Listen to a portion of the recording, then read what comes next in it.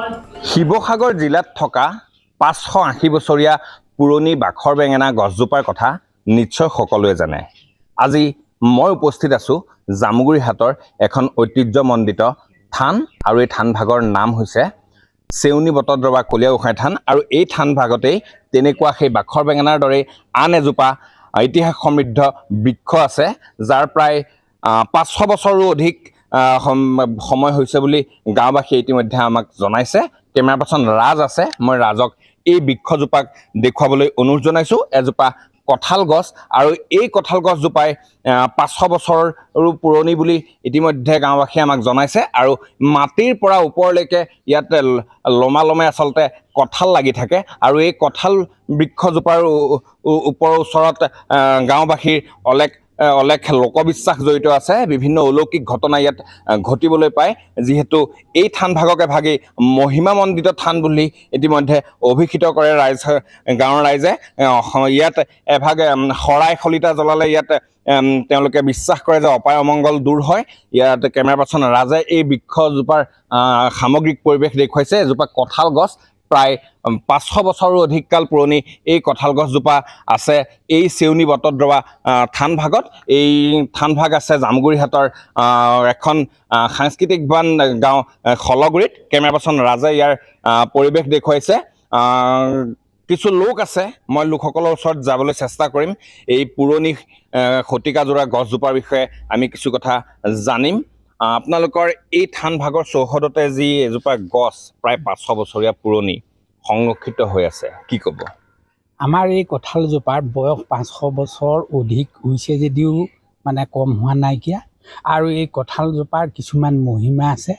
আগৰ দিনত আমাৰ দেউতাহঁতৰ দিনত এটা কঁঠাল এজন মানুহে দাঙি নিব পাৰে, আৰু এতিয়া বয়স অনুযায়ী মানে ডাঙৰটোৰ পৰা কিছু কমি আহিছে, হেৰিটো মানে আকাৰটো। গতিকে এতিয়াও সেই কঁঠালজোপাৰ প্ৰায় এটা থোপাতে আমি 25টালৈকে বুলি কঁঠাল হিচাপ কৰিছোঁ। আৰু এতিয়াও আপোনালোকক কেমেৰা পাৰ্চনে দেখুৱাৰ মতেই আমাৰ গোটেই কঁঠালজোপা গুৰিৰ পৰা বুলি একদম ভৰপূৰ হৈ আছে। আৰু এই কঁঠালজোপাৰ প্ৰতি মানুহৰ শ্ৰদ্ধা আছে। আৰু যিমান লাগি থাকিলেও আমাৰ গাঁওবাসীয়ে ইয়াত কোনো কাৰণত হাত দি কোনো দিনে এটা কঁঠাল নিজাববীয়াকৈ কোনো কাৰণত ইয়াৰ পৰা লৈ নাযায়। গতিকে নিৰ্দিষ্ট সময়ত এই কঁঠালবিলাক আমি ৰাইজে মানে ভকতক দিয়াৰ ব্যৱস্থা কৰোঁ, আৰু তেখেতসকলে আমাক থানভাগৰ কাৰণে অৰিহণা আগবঢ়ায়। আৰু আমি যিয়ে অৰিহণা দিয়ে, আমাৰ ইয়াত দাবী দুবা একো নাই যে 50 টকা দিব লাগিব, তেনেকুৱা কথা আমাৰ নাই। গতিকে ভকতে যেনেধৰণে অৰিহণা দিয়ে, ঠিক তেনেকৈ আমি ভকতসকলক এই কঁঠাল বিতৰণ কৰি দিওঁ। ধন্যবাদ জনাইছোঁ। যিহেতু প্ৰায় 500 বছৰৰ অধিক পুৰণি বৃক্ষ, এইটো দৰ্শকৰ কাৰণে নিশ্চয়কৈ সংৰক্ষণ কৰাৰ ব্যৱস্থা কৰিব লাগে, কি ক'ব? আমি যেনেকৈ সাঁচিপাতৰ পুথিখিনি সংৰক্ষণ কৰিছোঁ, এই কঁঠালজোপাও দৰ্শকৰ কাৰণে আমি সংৰক্ষণ কৰিয়েই ৰাখিছোঁ। আমি বিভিন্ন প্ৰান্তৰ মানুহ মানে ভক্তগণ বৈষ্ণৱসকল আহে, এই কঁঠালজোপা দৰ্শন কৰিবলৈকে আহে। আৰু কঁঠালজোপাৰ মাহাত্ম্যৰ কথা ইতিমধ্যে আমাৰ নামঘৰীয়া আমাৰ নামাচাৰ্য ডাঙৰীয়াই আপোনালোকক কৈছে। তো অত্যন্ত মাহাত্ম্য আছে। আৰু এই কঁঠালজোপা কোনো কাৰণত কোনো লোকে বিনা অনুমতিত আজিলৈকে কোনো এই কঁঠাল ইয়াৰ পৰা আঁতৰাই নচোৱে। তাৰমানে বিভিন্ন অলৌকিক কাহিনী ইয়াৰ লগত জড়িত হৈ আছে। ইয়াত আমি আগতে শুনিছিলোঁ, ইয়াত এভাগ বুঢ়া ডাঙৰীয়া ইয়াত আছে বুলি কয়। তেখেতে বগা ড্ৰেছ, শুদ্ধ ড্ৰেছ পিন্ধে, বগা ড্ৰেছ পিন্ধে, পাগুৰি মাৰে। আৰু তেখেতে ইয়াত চাৰিওফালে, এই থানখনৰ চাৰিওফালে তেখেতে প্ৰদক্ষিণ কৰি থাকে বুলি আমাৰ এটা বিশ্বাস আছে। তেনেধৰণে আমাৰ বুঢ়া লোকসকলে কয়। গতিকে সেই বিশ্বাসটো আমাৰ আছে। এই কঁঠাল গছজোপাতে তেখেতে বাস কৰে বুলি তেখেতসকলৰ পৰা আমি জানিব পাৰিছোঁ। ধন্যবাদ জনাইছোঁ। এগৰাকী ককা আছে, নামঘৰীয়া বোধ হয়, কি ক'ব? আপোনালোকে কিছু দূৰ আগলৈ আহিলে মই সুবিধা হ'ব।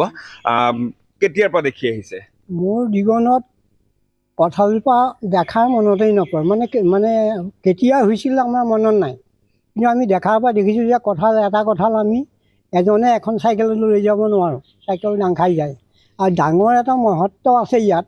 কঁঠালজোপাৰ বাহিৰে যিমান লাগে ভিতৰত যিমান লাগে এটা গাঁত আছে, তাত 5-6টা এনেকৈ কঁঠাল লাগে ভিতৰত। এতিয়াও গাঁতটো আছেই, কিন্তু এইবাৰ পানী কিবা এটা বিজুগুটিৰ কাৰণে তাত আমি দেখিবলৈ নাপালোঁ। যদিও হৈছিলে, কিন্তু তেওঁলোক তাতে মৰি গ'ল। গতিকে এইটো আমি এই কঁঠালজোপা আমি পকাই খাব নোৱাৰোঁ, আমি কেঁচাই খাব লাগিব, কাৰণ কেঁচাই খালেহে বেছি টেষ্ট পায়। সেইকাৰণে আমাৰ কেঁচাতে খায়। এই ভাদমহীয়া পৰাই এই কঁঠাল ৰাইজে খাবলৈ পাব। প্ৰসাদৰ লগতো বিতৰণ কৰা হয়। কৰা হয়।